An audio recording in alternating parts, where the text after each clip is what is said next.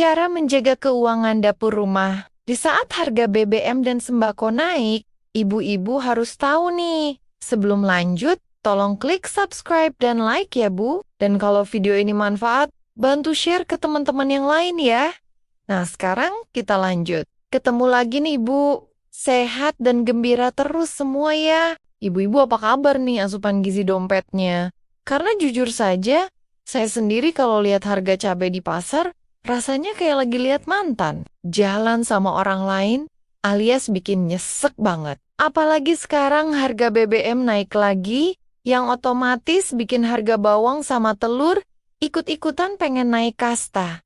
Padahal gaji suami masih tetap betah di kasta yang lama. Menurut artikel Finansial, rumah tangga terbaru di tahun 2026 ini, kenaikan harga pokok memang jadi tantangan paling horor buat kita, para menteri keuangan dapur, supaya dapur tetap ngebul, tapi tabungan nggak jebol. Makanya video ini penting banget buat ibu-ibu simak sampai habis, karena kita bakal bongkar rahasia bertahan hidup di tengah badai harga sembako yang makin nggak masuk akal ini, biar kita nggak cuma makan hati, tapi tetap bisa makan enak setiap hari. Cara nomor 1 adalah ibu-ibu harus mulai berteman akrab sama yang namanya food preparation atau persiapan. Bahan makanan buat seminggu ke depan supaya nggak ada sayuran yang berakhir tragis di tempat sampah. Kalau kita beli sayur harian itu harganya suka dimainin sama tukang sayur yang ganteng itu. Tapi kalau kita beli sekaligus di pasar induk atau pasar tradisional pas subuh, harganya bisa jauh lebih miring. Bayangkan saja kalau setiap hari kita buang seikat bayam yang layu karena lupa dimasak dikali sebulan. Itu kan lumayan banget uangnya. Bisa buat beli daster baru yang adem buat dipakai masak di dapur. Tips nomor 2 yaitu, ibu-ibu wajib punya daftar menu mingguan yang kaku. Kayak wajah kita, kalau lagi dimintai pinjam uang sama saudara supaya belanja jadi lebih terarah dan gak lapar mata. Biasanya kalau ke supermarket tanpa catatan kita niatnya beli garam, tapi pulangnya malah bawa es krim sosis sampai deterjen promo yang sebenarnya stoknya masih ada 2 botol di rumah. Dengan daftar menu kita jadi tahu persis apa yang mau dibeli dan berapa jumlahnya. Jadi nggak ada lagi drama uang belanja habis di tengah jalan, padahal baru tanggal 10. Lanjut ke nomor 3, yaitu mulailah mencari alternatif protein yang lebih ramah di kantong, tapi tetap bergizi tinggi, kayak tempe atau tahu, yang kalau diolah dengan cinta, rasanya nggak kalah sama daging impor. Ibu-ibu harus kreatif, jangan cuma digoreng saja. Tapi coba dibuat steak tempe atau oseng tahu kecap yang bikin anak-anak. Sama suami, tambah nasi berkali-kali sampai kenyang. Ingat ya Bu, protein itu nggak harus mahal. Yang penting anak-anak tetap sehat dan tumbuh tinggi. Bukan cuma tinggi pengeluaran kita saja yang bikin pusing 7 keliling. Cara nomor 4 adalah manfaatkan lahan sempit di rumah atau teras buat menanam bumbu dapur sendiri kayak cabai rawit tomat, atau seledri di dalam pot bekas atau polybag. Harga cabai kalau lagi naik, itu kan sudah kayak harga emas batangan. Jadi kalau kita tinggal petik di depan rumah, rasanya itu kayak dapat durian runtuh yang bikin hati senang luar biasa. Lagi pula menyiram tanaman itu bisa jadi sarana healing gratis buat kita para ibu, daripada harus ke mall yang ujung-ujungnya malah bikin saldo ATM menangis histeris. Nomor 5, ibu-ibu harus mulai disiplin, mencatat setiap pengeluaran sekecil apapun itu. Bahkan uang parkir atau uang jajan anak yang sering dianggap remeh, tapi kalau dikumpul bisa buat beli beras 1 karung. Sekarang sudah banyak aplikasi di HP yang bisa dipakai buat catat keuangan.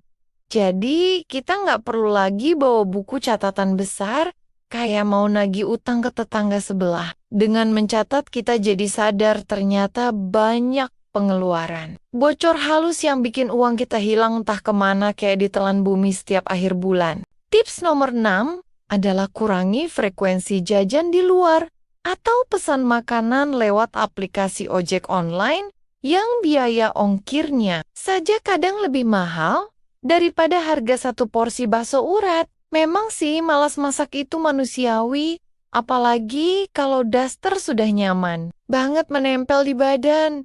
Tapi demi kesehatan keuangan dapur, kita harus kuat menahan godaan promo diskon makanan yang sering muncul pas jam-jam lapar. Masak sendiri di rumah itu jauh lebih higienis, dan pastinya jumlahnya bisa lebih banyak. Jadi semua anggota keluarga bisa makan sepuasnya tanpa perlu rebutan sisa kuah. Cara nomor 7 yaitu jadilah pemburu diskon yang cerdas dengan membandingkan harga antar toko atau supermarket.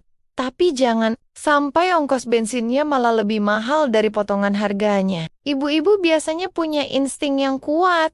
Kalau soal harga selisih 500 perak saja dikejar sampai ke ujung dunia, dan itu adalah bakat alami yang harus kita lestarikan demi keberlangsungan hidup keluarga. Jangan malu buat pakai kupon atau kartu member, karena dari potongan-potongan kecil itulah kita bisa mengumpulkan pundi-pundi rupiah buat keperluan darurat yang tidak terduga. Nomor 8 adalah edukasi anggota keluarga, terutama suami dan anak-anak supaya ikut prihatin dan tidak boros listrik atau air karena tagihan bulanan. Itu sangat berpengaruh ke jatah uang dapur kita. Kalau lampu kamar nggak dipakai, ya dimatikan saja.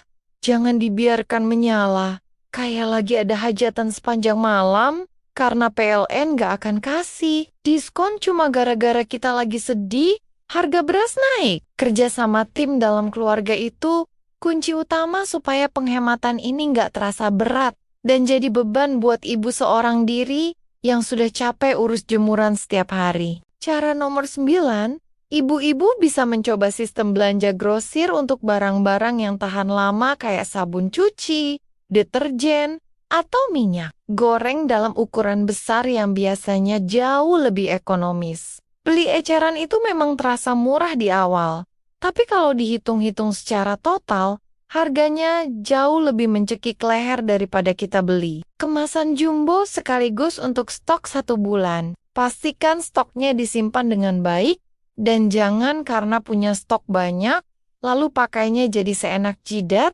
karena tujuan kita beli besar itu buat hemat, bukan buat boros. Terakhir nomor 10 adalah selalu sisihkan uang receh sisa belanja di dalam toples atau celengan unik, karena uang kecil yang sering tercecer di kantong celana itu bisa jadi penyelamat di tanggal tua yang kritis. Jangan remehkan kekuatan uang 1000-an atau 2000-an, karena kalau sudah penuh, toplesnya bisa buat beli gas atau galon pas kita lagi benar-benar nggak punya uang tunai sama sekali. Ini adalah bentuk investasi kecil-kecilan yang paling nyata dan paling terasa manfaatnya buat kita.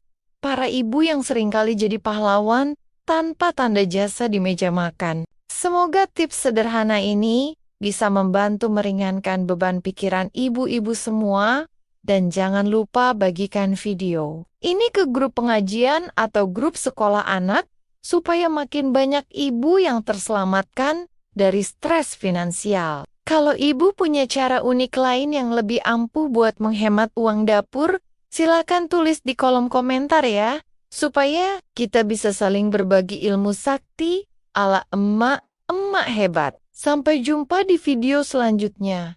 Tetap sehat, tetap hemat, dan tetap cantik, meski harga bawang merah lagi naik selangit, karena kita adalah pahlawan dapur yang tak terkalahkan. So, terima kasih banget buat semua yang sudah menonton video ini. Sampai jumpa di obrolan serta cerita yang lebih menarik di video berikutnya. Salam semangat buat ibu.